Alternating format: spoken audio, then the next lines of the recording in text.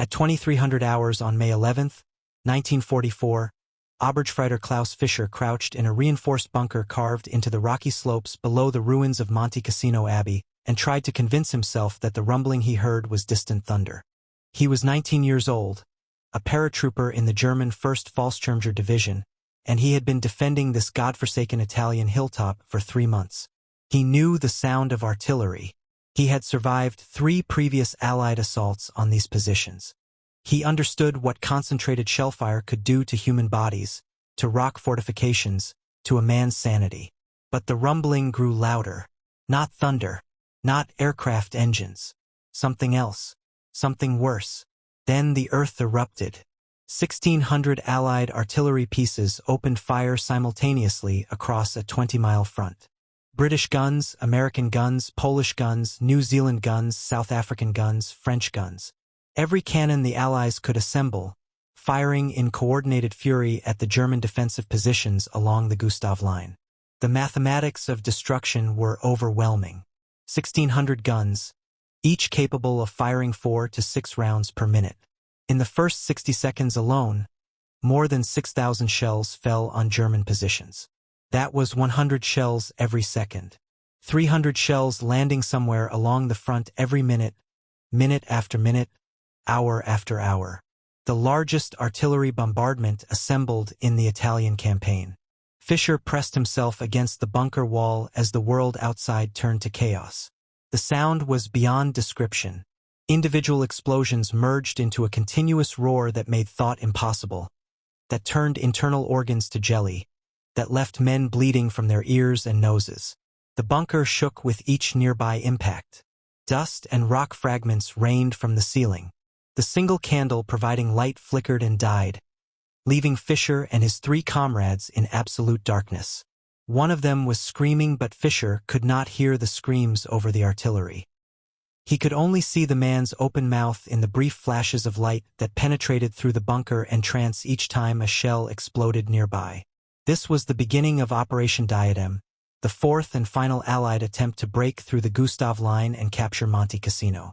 What nobody in that bunker yet understood was that this bombardment was different from the 3 previous assaults. This time the Allies had assembled overwhelming force. This time they had numerical superiority of nearly 4 to 1. This time they were not going to stop until the German defenses were shattered completely. The battle that would unfold over the next week would cost thousands of lives and reduce an ancient monastery to rubble. But it would break the German Gustav Line and open the road to Rome. If you're enjoying this deep dive into the story, hit the subscribe button and let us know in the comments from where in the world you are watching from today. The monastery of Monte Cassino stood on a rocky hilltop 520 meters above the Liri Valley in central Italy. Founded in 529 by Saint Benedict of Nursia, it was one of the oldest and most important religious sites in Western Christianity. For 1400 years, monks had prayed and studied within its walls. The library contained priceless medieval manuscripts. The architecture represented centuries of construction and renovation. It was, by any measure, one of Europe's greatest cultural treasures. By January 1944, it had become a military objective. The German 10th Army, commanded by General Heinrich von Weidinghoff, had established the Gustav Line as the primary defensive position protecting Rome from Allied advance. The line ran across the narrowest part of the Italian peninsula, roughly 80 miles from the Tyrrhenian Sea to the Adriatic. The western anchor of this line was Monte Cassino. Whoever controlled that hilltop controlled the Liri Valley. Whoever controlled the valley controlled the main highway to Rome. The German paratroopers defending Cassino were among the elite troops of the Wehrmacht.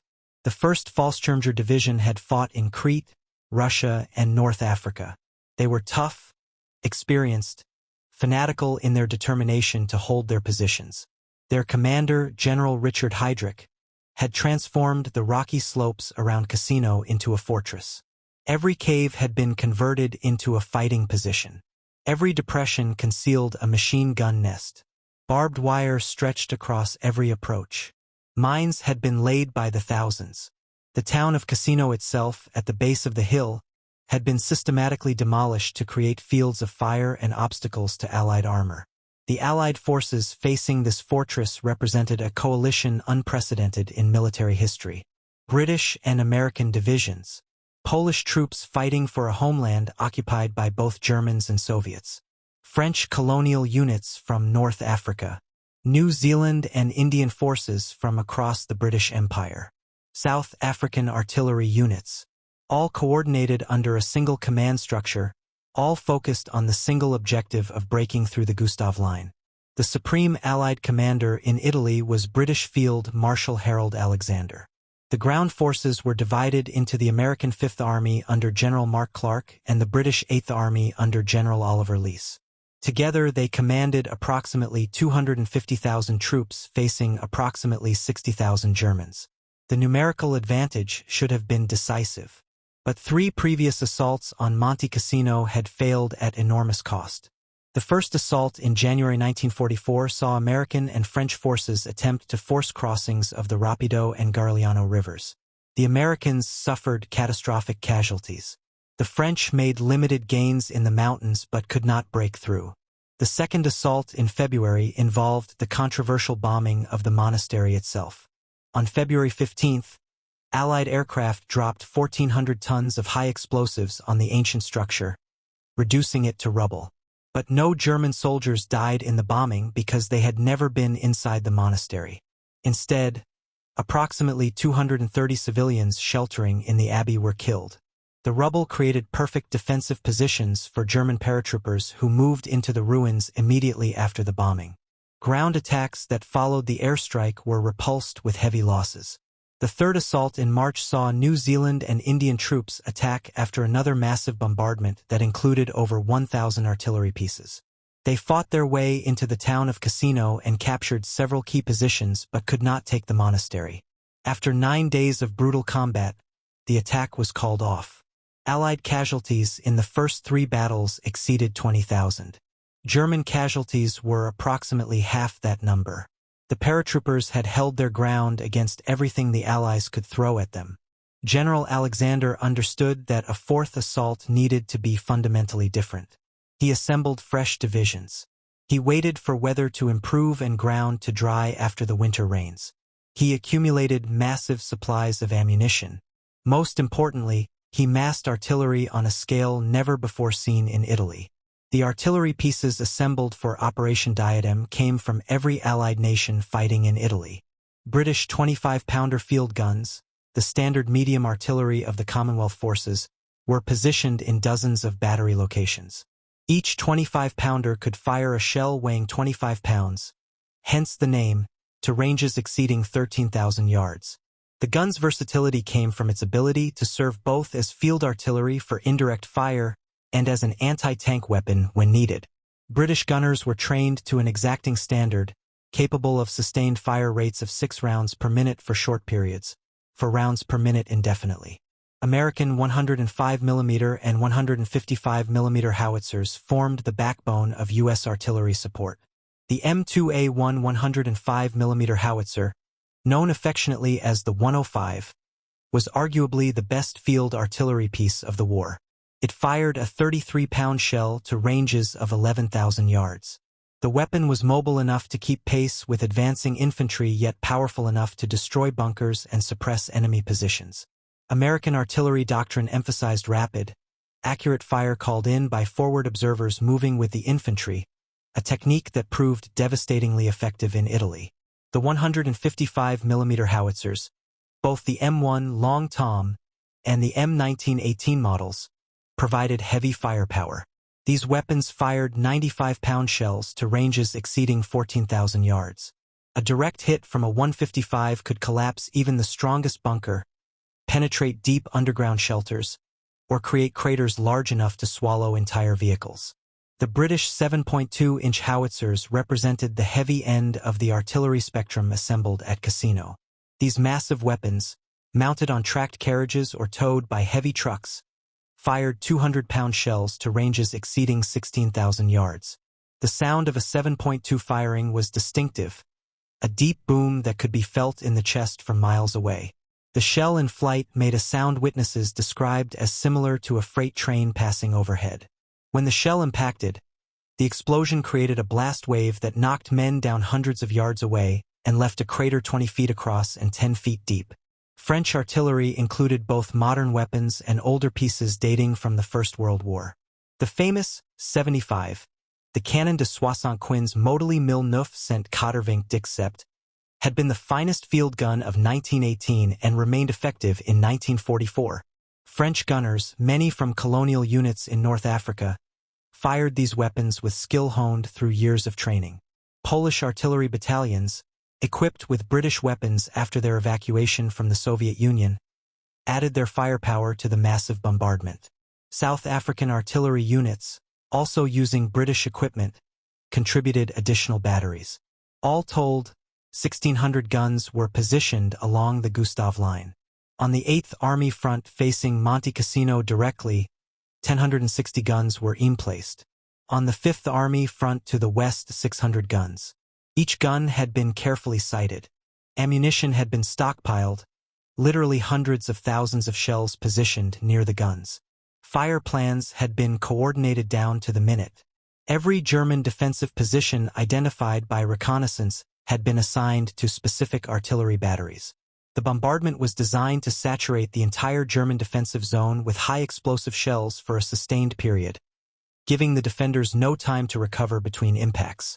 The guns ranged in size from the relatively small 87mm weapons to the enormous rail-mounted artillery pieces firing shells weighing half a ton. But the majority were medium artillery, 105mm and 155mm weapons, the workhorses of Allied firepower.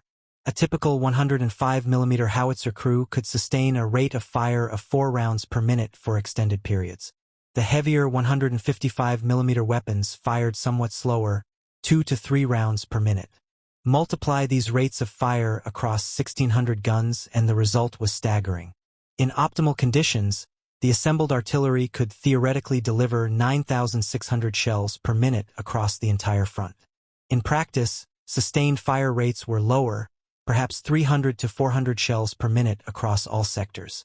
But even this reduced rate meant one shell landing somewhere along the Gustav Line every fifth of a second, continuously, for as long as the ammunition held out. The artillerymen manning these guns came from dozens of different units. British Royal Artillery regiments with histories stretching back centuries. American field artillery battalions formed just months earlier. Polish gunners who had escaped Soviet captivity to fight for their occupied homeland. Free French colonial troops from Algeria and Morocco. Each crew had trained extensively. They could load, aim, and fire their weapons in near-total darkness, working by muscle memory and shouted commands. The ammunition handlers, often the unsung heroes of artillery operations, moved shells from stockpiles to gun positions in a continuous human chain.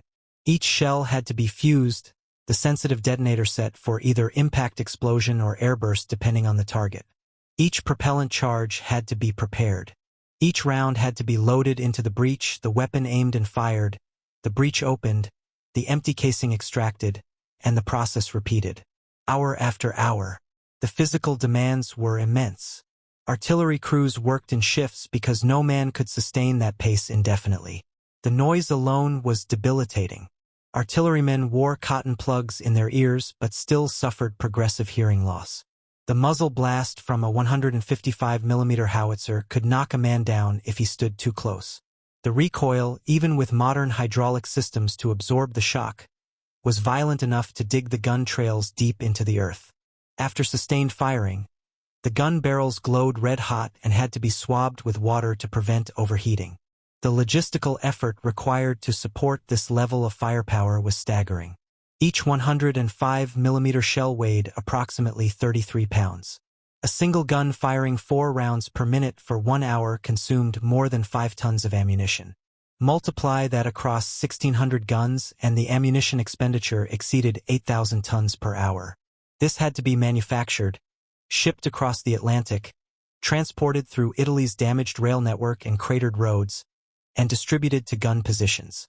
The ammunition alone required thousands of trucks and tens of thousands of soldiers in supply units that never fired a shot but made the entire operation possible. The German defenders knew an attack was coming. They had observed Allied preparations. Their artillery observers reported the massive buildup of guns. Intelligence officers warned that the fourth assault would be the largest yet. General Heydrich issued orders for his paratroopers to take shelter during any preliminary bombardment, to preserve their strength for the infantry assault that would inevitably follow the shelling. The bunkers and caves his men had carved into the rock were designed to withstand artillery fire. Overhead cover consisted of timber beams, steel rails scavenged from destroyed railway tracks, and layers of rock. The strongest positions could survive near misses from even the heaviest shells. But nothing could fully prepare the defenders for what began at 2300 hours on May 11th. Oberstfreiter Fischer and his comrades had been rotated back from forward positions to a reserve bunker for rest. They had eaten their evening rations, ersatz coffee and hard bread with a small portion of tinned meat. One man was writing a letter home by candlelight. Another was trying to sleep. Fischer was cleaning his weapons, a ritual that helped calm his nerves. The first shells arrived without warning. The bombardment plan called for surprise, no preliminary ranging shots to alert the Germans. Fire direction officers had spent days calculating the precise coordinates for each battery. At each hour, every gun would fire simultaneously at predetermined targets. The effect was apocalyptic. The bunker's timber roof beams groaned under the concussion. Dirt and small rocks showered down continuously. The candle flame, their only source of light, flickered violently with each nearby explosion before finally dying. In absolute darkness, Fischer and his three companions could only wait and pray. The man who had been writing a letter was screaming. Fischer could not see him but could hear the high-pitched shrieks even over the artillery. Another man was vomiting. The smell of vomit mixed with cordite fumes that had begun seeping into the bunker through cracks in the overhead cover. Time became meaningless. Fischer had no watch and could not have read it in the darkness anyway. He tried counting explosions but gave up after losing track somewhere past 200. His hands shook uncontrollably. His bladder was painfully full, but he could not bring himself to move from his position pressed against the bunker wall. Shell fragments whined overhead outside. The distinctive crack of shells passing close to the bunker opening came every few seconds. Heavier explosions, probably 155mm shells, shook the entire hillside. At some point, Fischer realized the screaming had stopped. He called out in the darkness but received no response. Later, when they finally emerged, they found that the man had bitten through his own tongue during the bombardment. The Allied artillery fired continuously for 40 minutes before shifting to other targets. 40 minutes of sustained bombardment at maximum intensity. In that time, approximately 12,000 shells fell on Fischer's sector of the Gustav Line alone. When the barrage finally lifted from their immediate area, the four paratroopers remained huddled in the bunker for several more minutes, unsure whether the bombardment had ended or merely shifted. Finally, Fischer forced himself to move. His legs were numb from crouching. He stumbled toward the bunker entrance and looked out at a transformed landscape. The terrain outside was unrecognizable. Shell craters overlapped shell craters. Trees that had stood for decades were reduced to splinters. The communication trench that connected their bunker to other positions had disappeared, filled with debris or simply obliterated. Bodies lay scattered across the torn earth. Fischer could not tell if they were men from his unit or fragments of bodies blown from other positions. The smell was overwhelming. Explosive residue, churned earth, and the beginning of that sweet sick odor that meant death. But they were alive, and the Allied infantry had not yet attacked. The bombardment had failed to achieve its primary objective of destroying the German defenses. Most of the paratroopers had survived in their prepared positions. The elaborate bunker system, dug deep into rock, had protected the majority of defenders. Within minutes, German soldiers were emerging from shelters, taking up fighting positions, preparing to meet the infantry assault they knew would come. The Allied infantry began their attacks within 90 minutes of the artillery bombardment beginning. British 13th Corps attacked across the Garigliano River. The French Expeditionary Corps under General Alphonse Juin advanced into the Urunci Mountains. American 2nd Corps attacked toward Highway 7. Polish 2nd Corps prepared to assault Monte Cassino itself. though their main attack was delayed to allow them more time to get into position. The fighting that followed was brutal and costly. But unlike the previous 3 attempts, this time the overwhelming Allied superiority in numbers and firepower began to tell. The French made the crucial breakthrough. General Juin's colonial troops, many of them Moroccan Gummiers mountain fighters, advanced through terrain the Germans had considered impassable. They moved through steep ravines and over mountain ridges at night, bypassing German strongpoints, getting behind the Gustav Line defenses. Within 24 hours, French units were threatening to cut off the German positions at Cassino from behind. The British made costly but steady progress across the Garigliano, engineers building bridges under fire to allow tanks and heavy equipment to follow the assault infantry. The Americans struggled initially but maintained pressure on the German western flank. All along the front, the pattern was the same. Allied attacks made limited initial progress. German counterattacks tried to throw them back. Artillery fire, called in by forward observers who moved with the infantry, broke up the German counterattacks. More Allied infantry pushed forward into the gaps. Slowly, methodically, the Gustav Line began to crack. If you find this story engaging, please take a moment to subscribe and enable notifications.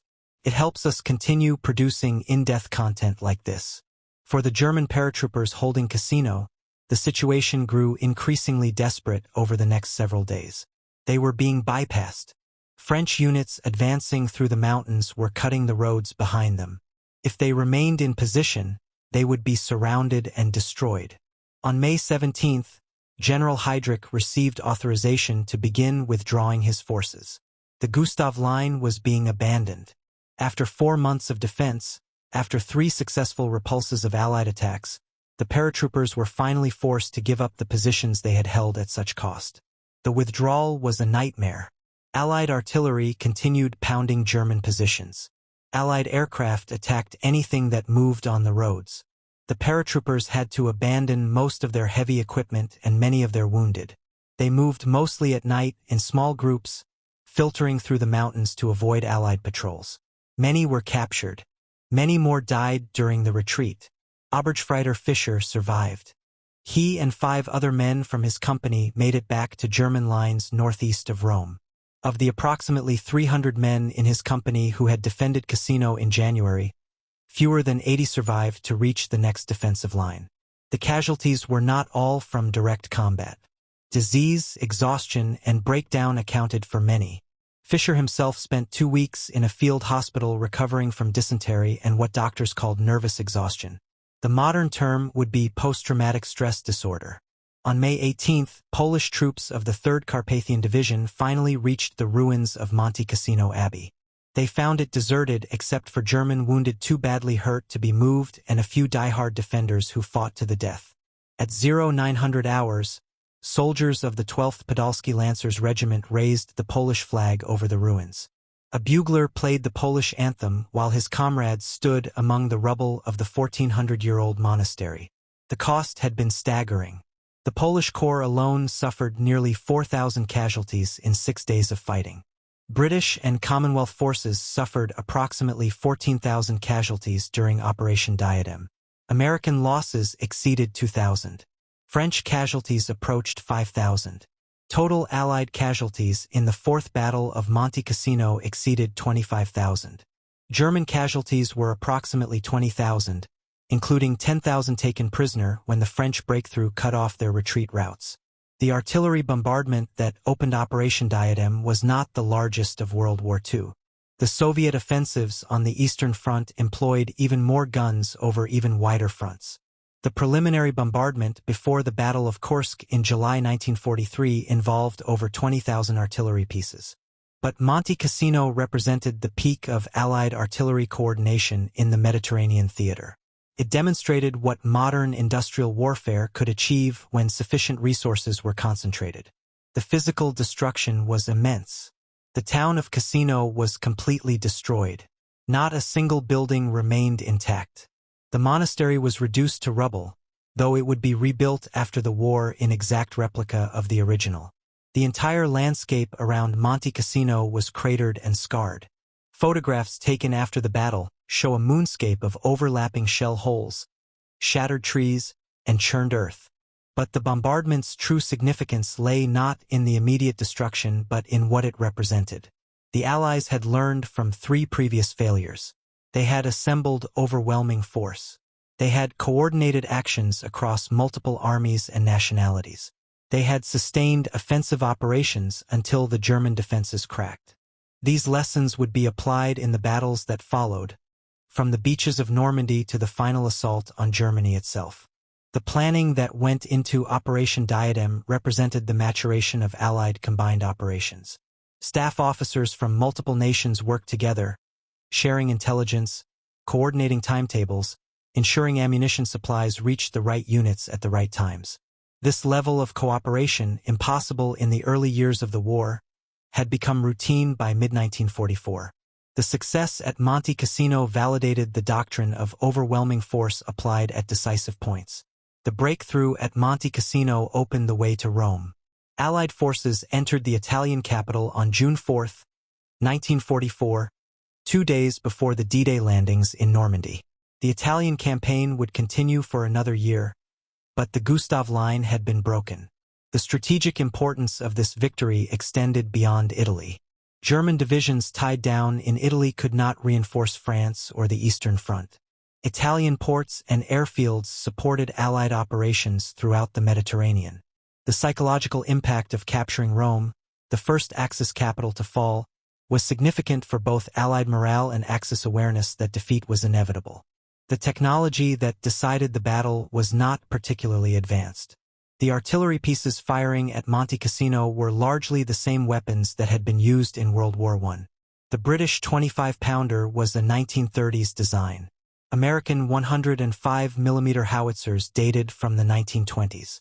Even the fire control techniques, while improved, were fundamentally similar to those used in the previous war. What had changed was scale. The industrial capacity of Britain and especially America allowed the Allies to assemble 1,600 guns in a single sector. The logistical capability to supply these guns with hundreds of thousands of shells. The organizational skill to coordinate fire from multiple nations, multiple types of weapons, across a 20-mile front. The German defenders at Monte Cassino were tough, skilled, and determined. They held their positions against 3 major assaults. They inflicted heavy casualties on attackers. They demonstrated that prepared defensive positions could withstand enormous punishment. But they could not withstand indefinite punishment from overwhelming force. The mathematics of attrition warfare eventually favored the side with greater industrial capacity, more artillery, more ammunition, more replacements for casualties. Germany's industrial base, already strained by fighting on multiple fronts, could not match Allied production. The 1,000 shells the Allies fired in 1 hour of bombardment required weeks for German factories to replace. The casualties Germany suffered at Cassino could not be made good with trained replacements. Each German paratrooper killed represented months of training and combat experience that was irreplaceable. The paratroopers who defended Monte Cassino became legendary. Even Allied commanders acknowledged their courage and skill. After the battle, Polish General Władysław Anders, whose troops captured the abbey, wrote that the Germans had fought with determination that bordered on the superhuman. He meant it as a compliment to brave men, not as praise for their cause. For the individual soldiers on both sides, the Battle of Monte Cassino remained the defining experience of their war. Many survivors never spoke about it in detail, the memories too painful or too difficult to explain to those who had not been there. Oberstleutnant Klaus Fischer, the young paratrooper who survived the opening artillery bombardment, lived until 2006. He rarely discussed his war experiences with family. But in 2004, he returned to Monte Cassino for the 60th anniversary of the battle. He walked the ground where he had fought, visited the Polish military cemetery where thousands of Allied dead are buried, and stood in the rebuilt monastery. In an interview recorded during that visit, Fischer described the 40 minutes he spent in the bunker during the bombardment as the longest 40 minutes of his life. "I was certain I would die," he said. "Not probably die, certain. And when I finally emerged and found I was still alive, I could not understand why. So many died. Why was I spared? I have thought about this question every day for 60 years, and I still have no answer." This sentiment echoed through testimonies from survivors on both sides. Why did some live and others die? Was it luck, fate, divine intervention? The randomness of survival in industrial warfare was disturbing to men who wanted to believe their actions mattered, that courage and skill could determine outcomes. The artillery bombardment at Monte Cassino demonstrated the opposite. Survival often came down to being in one position rather than another when a shell landed. Being behind thicker overhead cover. Being deeper underground. Random factors beyond any individual's control.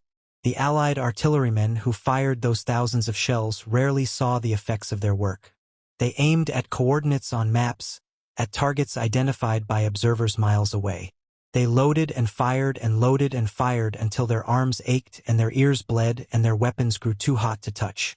Then they rested while other crews took over, and later they returned to fire again. Most never saw the German bunkers they destroyed or the bodies their shells created. The separation between act and consequence allowed artillerymen to function. Infantry had to see the enemy they killed, had to engage at ranges where the humanity of their opponents was visible. Artillery killed at distances that made the enemy abstraction. Numbers on a map. Targets to be serviced. This psychological distance made sustained artillery operations possible but also created problems. Many artillerymen struggled after the war with questions about what they had done. How many had they killed? Had their shells struck only military targets or had civilians died as well? The answers were unknowable, but the questions persisted. Lieutenant Colonel James Harrison commanded a battery of British 25-pounders at Monte Cassino. His unit fired over 5,000 rounds during Operation Diadem. In a memoir published in 1997, Harrison reflected on the disconnect between the technical challenge of directing artillery fire and the human consequences of that fire. "We thought of it as mathematics," he wrote, "calculating trajectories, adjusting for wind and temperature, coordinating timing with other batteries. The intellectual challenge was absorbing. We became very good at what we did. Only later did I truly understand that each round we fired was designed to kill human beings or destroy what they had built. That knowledge sits heavy, even though I know we fought against evil, even though I would do the same again if necessary."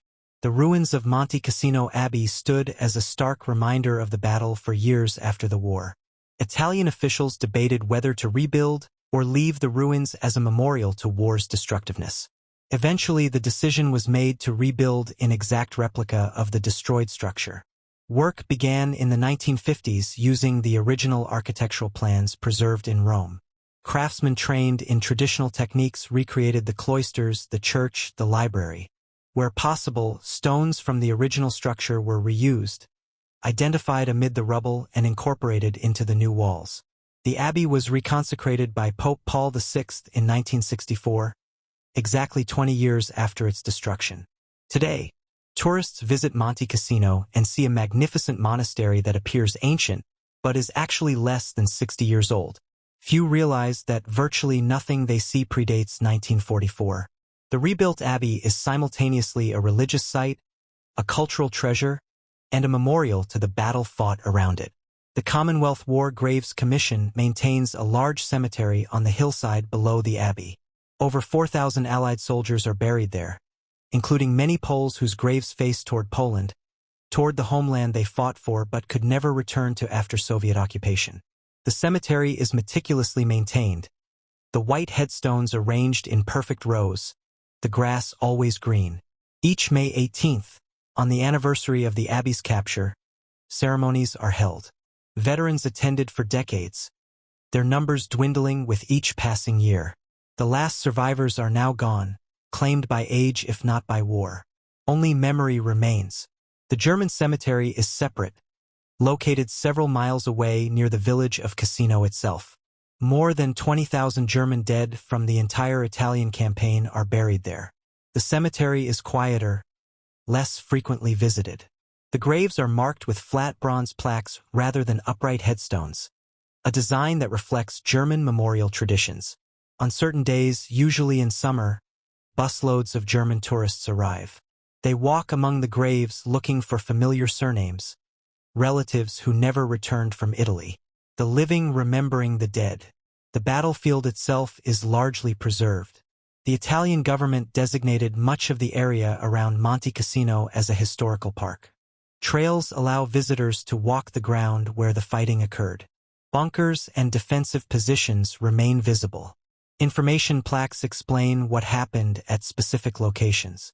It is possible to stand where Oberstfreiter Fischer crouched during the bombardment, to look down at the Liri Valley and understand why this position was so important, to imagine the terror of artillery falling continuously for 40 minutes. It is possible but not easy. The landscape has healed. Trees have grown back. Grass covers the shell craters. Birds sing. The casual visitor might not realize this peaceful Italian hillside was once a killing ground where thousands died in desperate combat. The lessons of Monte Cassino influenced military doctrine for decades. Armies studied the battle to understand how to attack prepared defensive positions, how to coordinate artillery and infantry, how to sustain offensive operations against determined resistance. The importance of overwhelming firepower became doctrine. The need for accurate intelligence about enemy positions was reaffirmed. The value of attacking from multiple directions simultaneously to prevent the defender from concentrating forces became standard tactical principle. But perhaps the most important lesson was one that military professionals sometimes resist acknowledging. That courage and skill and determination, while necessary, are not sufficient against overwhelming material superiority. That industrial capacity and logistics matter more than tactical brilliance. That wars are ultimately won by the side that can produce more weapons, fire more shells, replace more casualties. The German paratroopers at Monte Cassino were brave men, well-trained and expertly led. They fought with determination that Allied commanders openly admired. They held their positions through 3 major assaults. But in the 4th assault, they faced 1,600 artillery pieces, overwhelming numbers of infantry, and an enemy with the industrial capacity to sustain operations indefinitely. Courage could not overcome those odds. No amount of individual heroism could defeat the mathematics of modern industrial warfare. This reality makes the sacrifices of men like Fischer both more tragic and more meaningful. They fought knowing the odds. They held their ground as long as humanly possible. They extracted maximum cost from attackers. And when finally forced to withdraw, they did so in good order, preserving what forces they could for future battles. There is honor in that, even in a losing cause.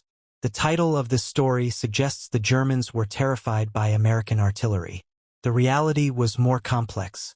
American artillery contributed significantly to the bombardment, but so did British, Polish, French, New Zealand, and South African guns. The 1,600 pieces represented truly international firepower. And while German soldiers certainly feared artillery, experienced troops like the Fallschirmjäger had learned to cope with bombardment. They had developed techniques for survival, built deep shelters, trained themselves to control fear. What ultimately broke German resistance at Monte Cassino was not terror but mathematics. The Allies simply had more of everything. More guns, more shells, more infantry, more tanks, more aircraft, more supplies. They could afford casualties that would cripple a German unit. They could fire shells at rates German industry could never hope to match. They could sustain operations for weeks if necessary. This was the true terror for the German defenders. Not the artillery itself but the knowledge that the bombardment could continue indefinitely, that no matter how many shells fell today, more would fall tomorrow, and the day after until the defenders were buried in the rubble or forced to withdraw. The industrial might of Britain and especially America made this level of sustained firepower possible. The 1,600 guns at Monte Cassino represented just a fraction of Allied artillery production. While those guns fired at Cassino, hundreds of other artillery pieces were fighting in other sectors of Italy, in the Pacific in preparation for Normandy, on the Russian front where American Lend-Lease weapons supplemented Soviet production.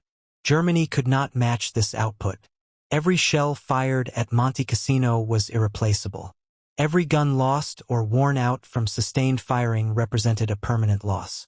The war was effectively decided by 1944, but battles still had to be fought, positions still had to be taken or defended, men still had to die. Monte Cassino was one more step on the road to German defeat, purchased at the cost of thousands of lives on both sides. Thank you for watching. For more detailed historical breakdowns, Check out the other videos on your screen now and don't forget to subscribe.